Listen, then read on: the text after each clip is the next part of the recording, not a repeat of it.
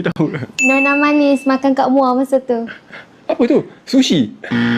Apa tu? Pulut panggang. Oh, pulut. Nampak macam... Okey, minta maaf saya tak nampak. Apa itu? Kuih badak. Mantau. Apa itu? Puding karamel? Bukan. Kuih kacang. Kulit kacang. Kuih kacang. Lupa. Ya Allah. Saya memang tak tahu. Tapi tak apa. Memang tak nampak lah. Apa ni? Kuih Itu nampak macam tiramisu yang pelik, yang dah basi. Yang dia lompat tikam. Apa? Lompat tikam. Lompat dan tikam. Badak something. Kan? Badak berendam. Ya Allah, ni saya sangat suka masa bulan Ramadan.